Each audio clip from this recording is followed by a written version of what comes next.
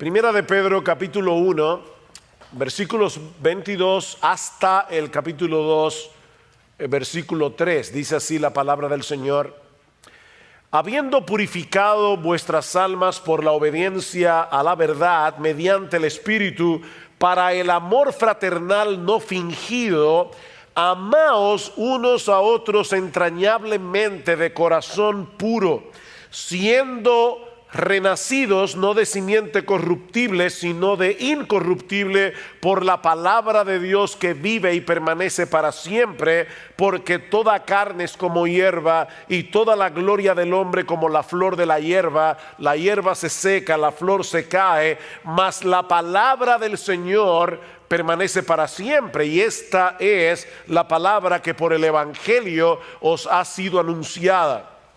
Desechando pues toda malicia, todo engaño, hipocresía, envidias y todas las detracciones, desead como niños recién nacidos la leche espiritual no adulterada, para que por ella crezcáis para salvación, si es que habéis gustado la benignidad del Señor.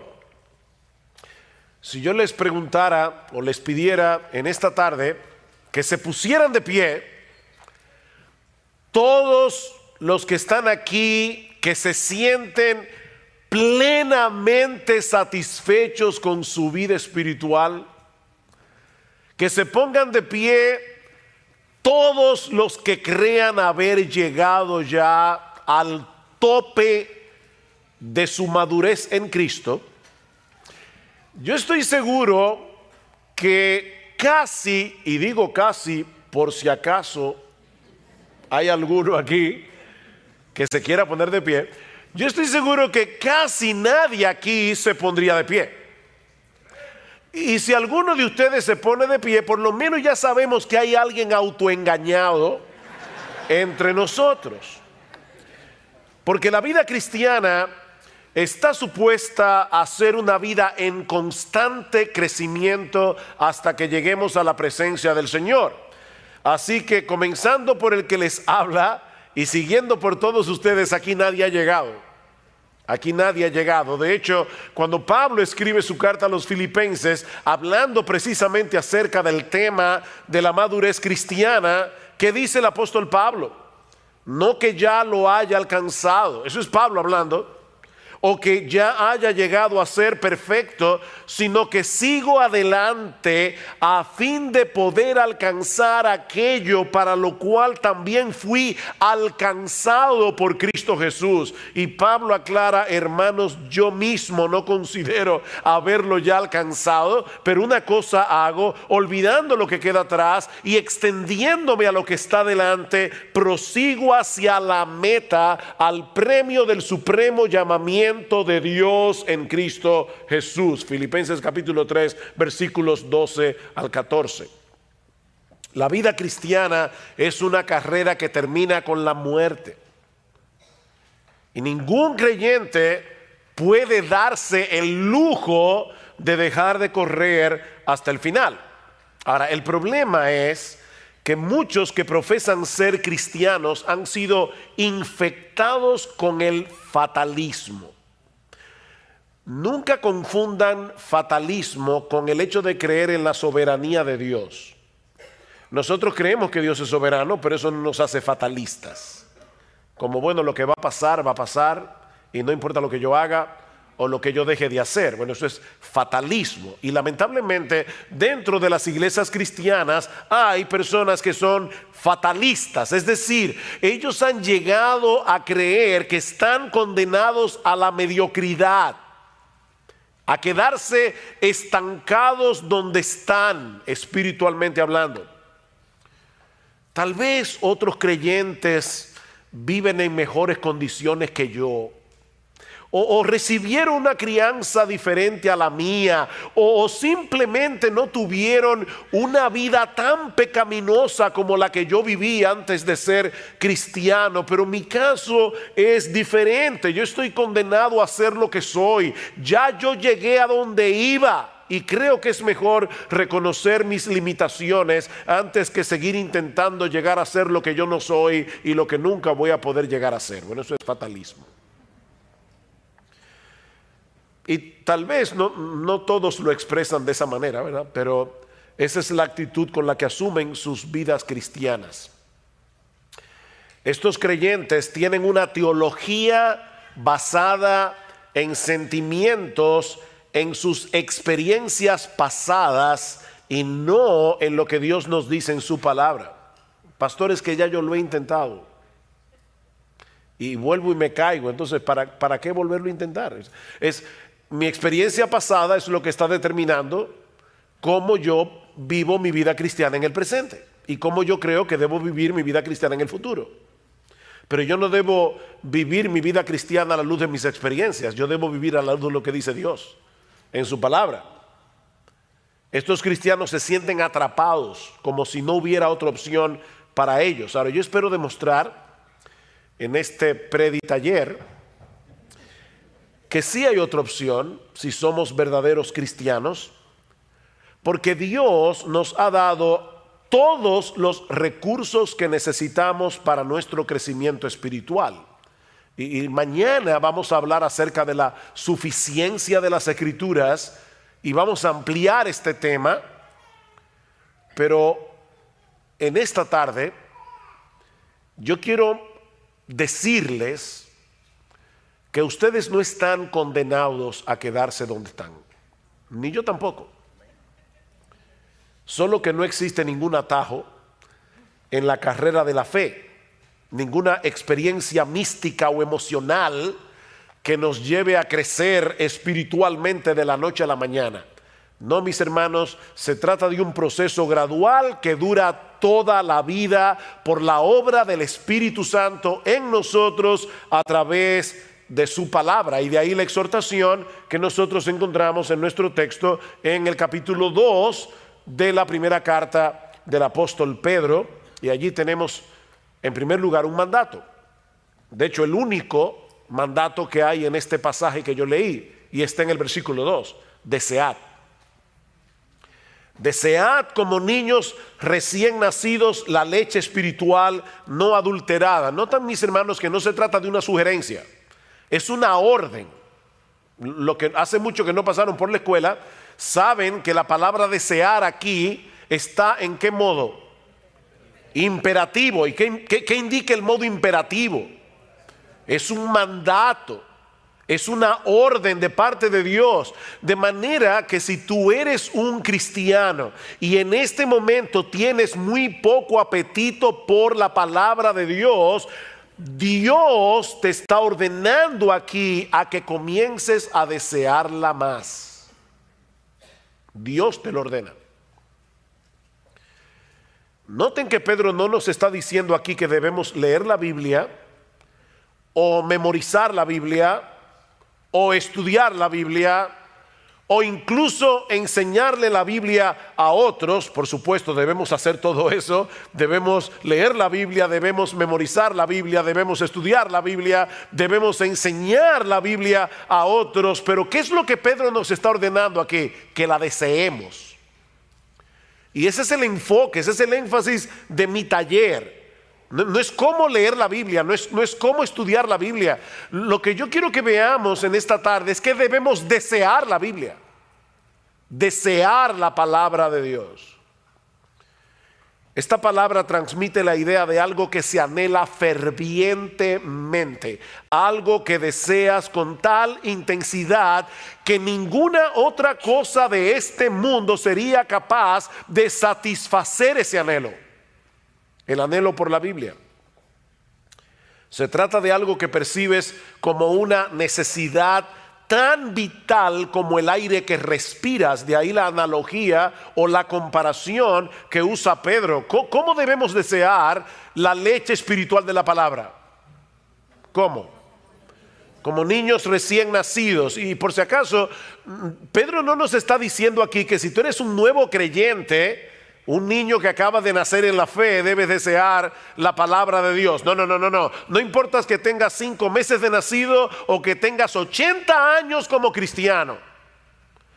Todo creyente debe desear la leche espiritual no adulterada, como los niños recién nacidos desean la leche materna. No es que Pedro esté hablando de nuevos creyentes. No, él está diciendo a todos los cristianos deben desear la palabra de Dios como los niños recién nacidos desean la leche espiritual. Los niños nacen con un dispositivo puesto por Dios que los lleva a desear la leche materna como ellos no desean ninguna otra cosa de este mundo. Porque sus vidas dependen de eso. Por eso alguien decía que los niños vienen de fábrica con un desorden obsesivo compulsivo por la leche materna. Un desorden obsesivo compulsivo. Ellos no quieren otra cosa. Y ustedes ven que da risa porque las madres se preocupan mucho por el color de la frazada con el que ellas envuelven al bebé mientras los lactan. ¿Verdad? Bueno, por lo menos en República Dominicana. Sobre todo si hay visita en la casa. Y ellas quieren que hasta eso se vea bien, ¿verdad? La frazada. Pero créanme, los niños recién nacidos no tienen ningún interés por la frazada. A ellos no les importa de qué color es, no les importan los animalitos que la abuelita le bordó. Ellos quieren leche, la leche de la mamá. No les interesa otra cosa. Tú le puedes ofrecer un peluche sumamente llamativo, pero ellos no quieren un peluche, ellos quieren leche. Y tienen una alarma horrible para que no se te olvide. Hace mucho oí la historia de un señor que tenía muchísimas deudas y alguien le preguntó, ¿y cómo tú duermes por las noches debiendo tanto dinero? Y dice, yo duermo como un bebé. De verdad, dice, sí, despierto cada 3 horas llorando, porque eso es lo que hacen los bebés. Los bebés despiertan cada 3 horas. Yo no sé por qué la gente dice dormí como un bebé y los bebés duermen. Eso es como una alarma ahí. Y comienzan grita y grita y grita hasta que la mamá les da la leche. Es un desorden obsesivo compulsivo que tienen los bebés. Bueno, hermanos, Pedro nos está diciendo en este texto que es así como tú y yo debemos desear la Biblia. Oh, wow. Ya como que no da mucha risa, ¿verdad? Pedro nos está diciendo, ¿tú eres un cristiano? Desead como niños recién nacidos la leche espiritual no adulterada. Como los niños desean la leche de la mamá. Dice el salmista en el Salmo 19, versículo 10, que la palabra de Dios era para él más deseable que el oro, que mucho oro afinado, y era para él más dulce, y más dulce que la miel que destila del panal. Y lo mismo expresa el autor del Salmo 119. Algunos creen que el autor del Salmo 119 era Esdras, el escriba. Pero sea quien haya sido el autor del Salmo 119, mis hermanos, este hombre escribió un poema de amor dedicado a la Biblia. Lean el Salmo 119 con eso en mente y se van a dar cuenta que es un poema de amor. Un hombre enamorado de la Biblia. Y solamente por citar algunos textos del Salmo 119, versículo 16, me deleitaré en tus estatutos y no olvidaré tu palabra. Versículo 20, quebrantada está mi alma, anhelando tus ordenanzas en todo tiempo. Versículo 47, me deleitaré en tus mandamientos, los cuales amo. Versículo 72, mejor es para mí la ley de tu boca que millares de piezas de oro y de plata. Versículo 97, oh cuánto amo tu ley, todo el día es ella mi meditación. Versículo 131, abrí mi boca y suspiré porque anhelaba tus mandamientos. Versículo 162, me regocijo en tu palabra como quien haya un gran botín. Eso es desear como niños recién nacidos la leche espiritual no adulterada. Y créame, tuve que seleccionar algunos textos del Salmo 119.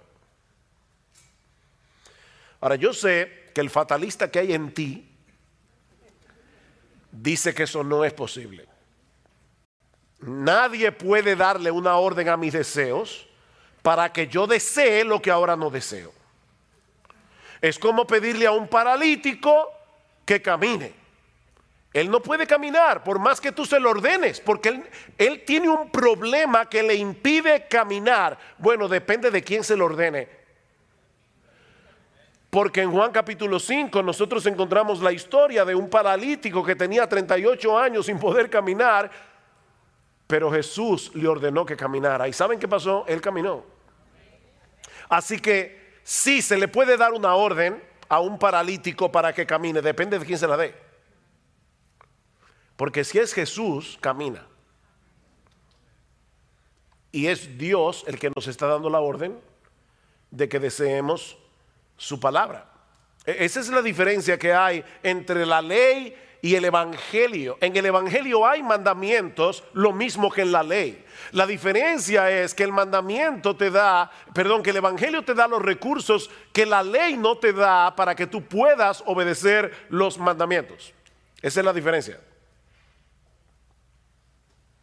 Hay un poema de Juan Bunyan que ilustra perfectamente este contraste entre la ley y el evangelio. Voy a traducir libremente el poema, pero en inglés lo que dice es, yo sé que muchos de ustedes conocen inglés, dice: Run, John, run, the law commands, but give us neither feet nor hands. Far better news the gospel brings, it bids us fly and give us wings. ¿Qué es lo que dice Bunyan? Corre, Juan, corre, la ley ordena, pero no nos da ni pies ni manos. Una noticia mucho mejor nos trae el evangelio, porque nos invita a volar y nos da alas. Nos invita a volar y nos da alas. No sé cuántos de ustedes han leído las Confesiones de Agustín. De verdad, deberían leerla. No es un pecado mortal no leerla, es venial, pero deberían leerla. Pero en las Confesiones de Agustín hay una oración que Agustín le hace a Dios. Él le dice a Dios: concédeme lo que mandas y mándame lo que quieras. Concédeme lo que mandas y mándame lo que quieras. Somos nosotros los que debemos obedecer los mandamientos de Dios. Somos nosotros los que debemos usar los medios de gracia que Él nos ha provisto para crecer espiritualmente, como leer la Biblia, por ejemplo. Pero de antemano nosotros sabemos que no vamos a poder avanzar ni un solo paso en nuestra vida cristiana si no es en dependencia del Espíritu Santo. Así que no te quedes paralizado donde estás. Reconoce tu impotencia delante de Dios, pero clama por su ayuda y, amparado por la fe en sus promesas, sigue corriendo. Señor, yo no tengo en este momento mucho apetito por leer tu palabra. Díselo al Señor. De hecho, Él ya lo sabe porque Él conoce tu corazón. Señor, yo no tengo mucho apetito en este momento por leer tu palabra, al menos no con ese desorden obsesivo compulsivo con el que los niños recién nacidos desean la leche de su mamá. Pero yo te ruego, Señor, que abras mis ojos para que yo pueda ver las maravillas de tu ley, porque esa es una de las cosas que te van a llevar a desearla más. Cuando tú veas las maravillas que están encerradas en este libro, Señor, yo te ruego que me lleves a anhelarla más que a millares de oro y plata. Mientras tanto, Señor, por la fe yo voy a leer tu palabra, aunque ahora no la desee, porque yo sé que es por medio de ella que tú vas a hacer la obra en mí de desearla. O sea, fíjate lo que estoy diciendo. No te estoy diciendo, bueno, pues quédate sin leer la Biblia, dedícate a orar hasta que te venga el deseo. No, lo que te estoy diciendo es: confiésale a Dios tu deseo, tu falta de deseo, pídele que te haga desearla, y comienza a leerla, porque es a través de la lectura de su palabra que Dios te va a dar el deseo por la Biblia. Y eso nos lleva a nuestro segundo encabezado del texto. Pedro no se limita a darnos una exhortación o un mandamiento para que deseemos la Biblia, la leche espiritual no adulterada, sino que también nos da una muy buena razón para hacerlo. Si ustedes notan el versículo 1 del capítulo 2, dice, desechando, ¿qué? Pues, desechando pues. ¿Ustedes recuerdan lo que decía Josías esta mañana de que porque la Biblia es inspirada, cada palabra cuenta? Bueno, aquí hay un pues que no está de más. De hecho, no sé cuántos de ustedes tienen la Biblia de las Américas. ¿Quiénes tienen aquí la Biblia de las Américas? Ok, ¿cómo comienza el capítulo 2? Porque no comienza de esta forma. ¿Cómo comienza? Por tanto. Exacto, comienza con un por tanto. ¿Qué quiere decir eso? Que lo que Pedro va a decir ahora acerca del deseo que debemos tener por la palabra está conectado con lo que él ha venido diciendo antes. Por eso yo comencé a leer desde el versículo 22 del capítulo 1, porque ese es el contexto del pasaje. ¿Qué dice Pedro? Versículo 22 del capítulo anterior.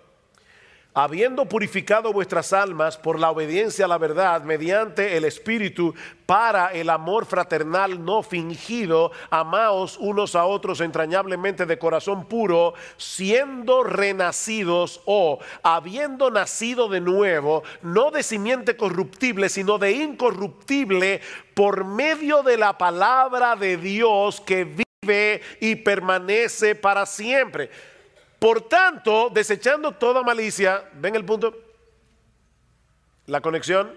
Fue por el poder de la palabra que Dios impartió en nosotros una nueva vida, dice Pedro, al punto de ser capaces de amarnos unos a otros con un amor sincero de hermanos. O sea, la palabra de Dios es tan poderosa. Palabra, nuestros corazones fueron purificados, nuestros corazones fueron libertados de la esclavitud del pecado, fueron libertados del orgullo, fueron libertados del egoísmo. ¿No es eso lo que nos impide amar a los demás? Bueno, Pedro dice, fue por la palabra que ustedes fueron purificados de esa manera, para que se puedan amar. Dice en Santiago capítulo 1 versículo 18, en el ejercicio de su voluntad, Él nos hizo nacer por la palabra de verdad, para que fuéramos las primicias de sus criaturas. El nuevo nacimiento se produce por la palabra. ¿Qué debemos hacer ahora? Alimentarnos de esa misma palabra que nos dio vida. Esa misma palabra por la cual fuimos transformados. Alguien decía, la madre de la criatura es también la amamantadora de ella, ¿no es así? La que pare el niño es la que la amamanta. Bueno, ¿quién te parió? Te parió Dios, ¿por medio de qué? Por medio de su palabra. Eso es lo que Pedro está diciendo. Fuiste engendrado por la palabra, amamántate de la palabra.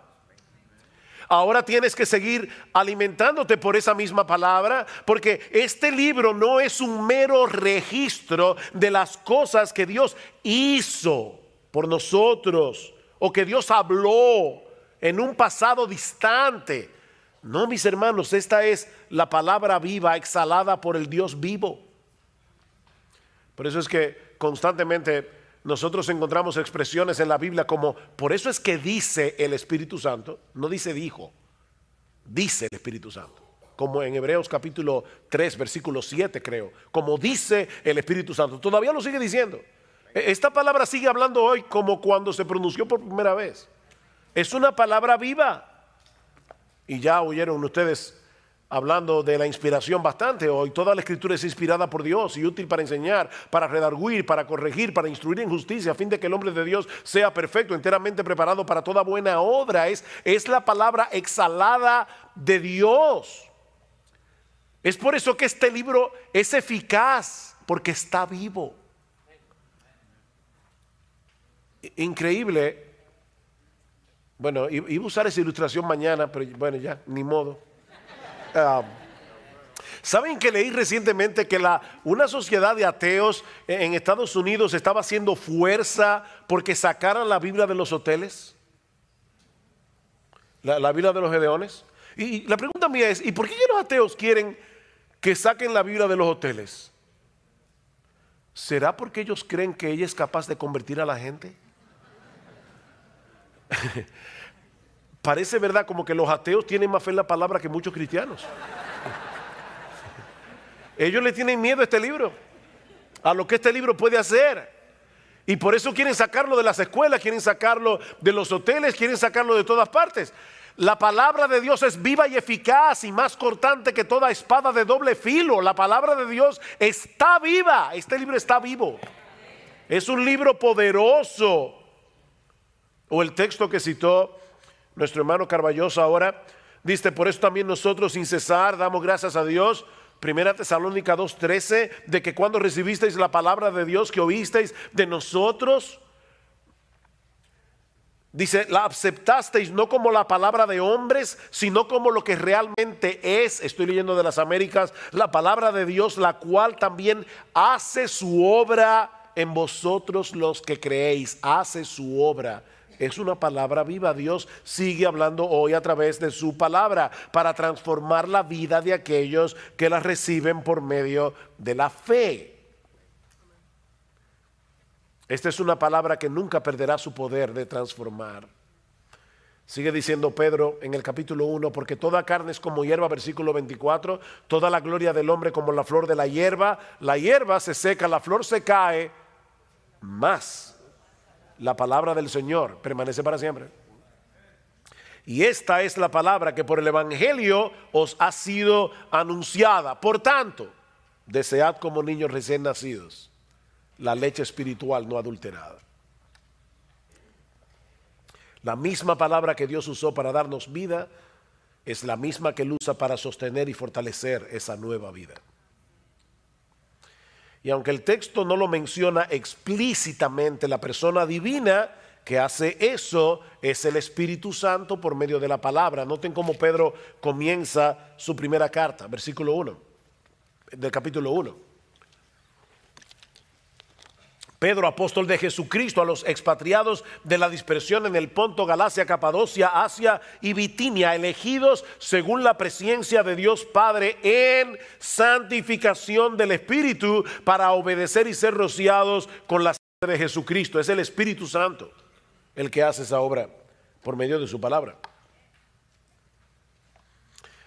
De manera que si tú quieres ver a Dios obrando en tu vida, si tú quieres que Él se manifieste en tu vida, sumérgete en este libro. Porque es aquí y no en ningún otro lugar donde Él se manifiesta. Yo escucho personas en el pueblo evangélico que quisieran tener alguna experiencia espectacular para poder sentir la presencia de Dios. No, ¿tú quieres encontrarte con Dios? Búscalo aquí. Oye, que no lo vas a encontrar en ningún otro lugar. Tú quieres encontrarte con Dios, búscalo en este libro. Aquí es donde Dios se revela.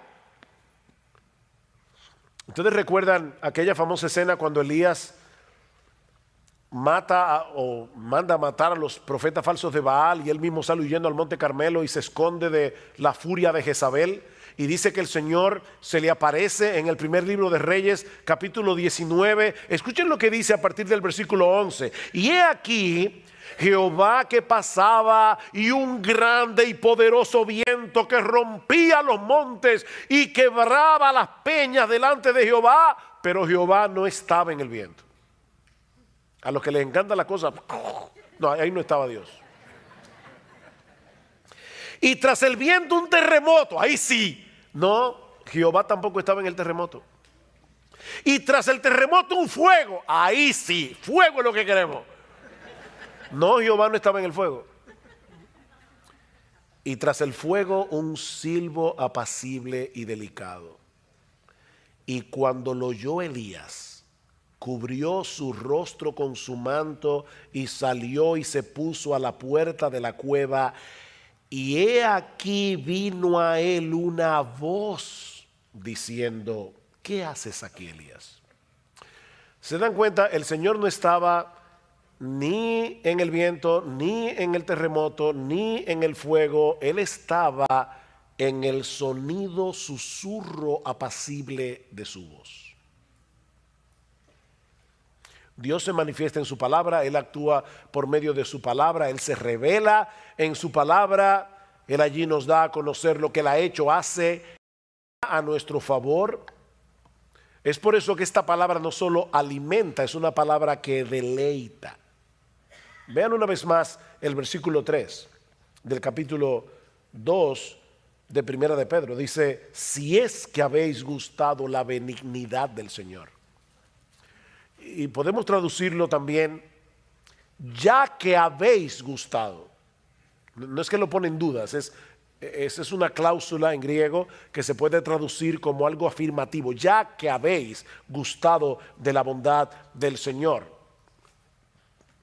¿En qué ustedes creen que Pedro estaba pensando? ¿Qué texto bíblico del Antiguo Testamento creen ustedes que Pedro estaba pensando cuando escribió eso? Pueden decir el texto, aunque no sepan la calle ni el número de la casa. Gustad y ved que es bueno Jehová, dichoso el hombre que en él confía. Salmo capítulo 34, versículo 8. Probablemente Pedro estaba pensando en eso. Gustad, probad que Dios es bueno, es dichoso el hombre que confía en un Dios tan bueno como nuestro Dios. Ahora déjenme hacerles una pregunta. ¿En qué lugar nosotros podemos saborear la bondad del Señor? Porque Pedro y el salmista están diciendo, vengan y saboreen la bondad del Señor para que puedan confiar en Él. La pregunta que estoy haciendo es, ¿dónde nosotros podemos saborear la bondad del Señor? En la palabra de Dios.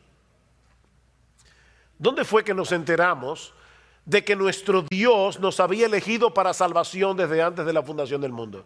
Nos enteramos en su palabra. ¿En qué lugar fue que llegamos a conocer el carácter de Dios al cual habíamos ofendido con nuestros pecados, pero también el plan que Él diseñó para poder darnos su justicia sin pasar por alto nuestra culpabilidad? ¿Dónde aprendimos eso?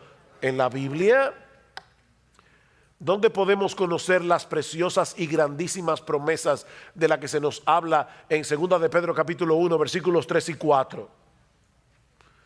Dejándonos ver en cada una de esas promesas la ternura de su bondad para con nosotros si somos sus hijos. ¿Dónde sabemos eso? ¿O dónde podemos saborear eso? En su palabra. Así que es una leche que alimenta, pero es una leche que deleita. Es una leche que deleita. Miren, mis hermanos, nosotros deberíamos leer la Biblia todos los días.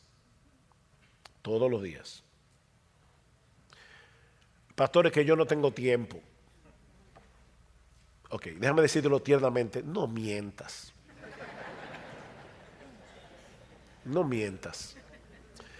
Dice John Piper que él cree que Dios movió las cosas para que se inventara el Facebook y el Twitter para demostrar en el día del juicio que no era verdad, que no había tiempo para leer la Biblia y orar.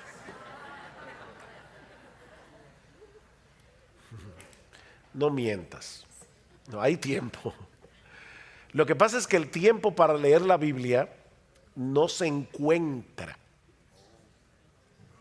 Se hace en tu agenda. Tú tienes que apartar el tiempo para leer tu Biblia. Y debes hacerlo todos los días. Porque nosotros necesitamos este alimento todos los días. Nadie en su sano juicio dice, voy a comer una vez al mes. Eso sí, el día que coma me voy a dar un atracón. No. Tú comes todos los días, 3 veces al día. Bueno, tú debes leer la Biblia todos los días. De verdad, todos los días. Si se puede leer la Biblia todos los días, se puede. Pero no lo hagas pensando que si no lees la Biblia, ese día te va a caer un rayo del cielo. No es por esa razón que tú debes leer tu Biblia todos los días. No leas la Biblia por el temor de que si no la lees, Dios te va a castigar o ese va a ser un mal día para ti, todo te va a salir en contra. No. Nosotros leemos la Biblia cada día para conocer mejor a Jesucristo. Nosotros leemos la Biblia cada día para conocer mejor el diamante del Evangelio, que tiene demasiadas aristas y hay que verlo por todos lados para entenderlo cada vez mejor. ¿Saben para qué? Para que Cristo sea cada vez más precioso para nosotros. Es por eso que debemos leer la Biblia. Porque toda esa bondad que nosotros hemos gustado de parte de Dios y que se encuentran en su palabra, han venido a ser nuestras únicamente por causa de Él. Me encanta como lo dice Pablo en el capítulo 1 de la segunda carta a los Corintios. Noten lo que dice en el versículo 20. Porque todas las promesas de Dios son en Él sí y en Él amén, por medio de nosotros para la gloria de Dios. No pierdan de vista la coma. Pablo no está diciendo que todas las promesas de Dios son en el sí, en el amén. No, en Él sí, coma, y en Él, amén, en quien todas las promesas de Dios son sí y amén, en Cristo Jesús. Sin Cristo nosotros no tendríamos derecho a apropiarnos de ninguna promesa bíblica. Así que cada vez que tú leas una promesa en la Biblia, aunque esté en el Antiguo Testamento, piensa en Jesús. Jehová es mi pastor, nada me faltará. Wow, qué hermoso. Bueno, esa promesa no es para ti si tú no estás en Cristo. Y por lo tanto, esa promesa habla de Cristo. Cualquier promesa que haya en la Biblia son en Él sí y en Él amén. Por lo tanto, ¿por qué tú debes leer la Biblia todos los días? Para enamorarte más de Jesús, que hace posible que Dios te trate con bondad y no con juicio, ya que habéis gustado la benignidad del Señor, la bondad del Señor. Por eso es que debes desear como niño recién nacido la leche espiritual no adulterada, porque esa bondad la gustas aquí es donde se gusta esa bondad. Porque es aquí que nos muestran a Cristo como el mediador que hace posible que todas las promesas de Dios sean sí y amén para nosotros.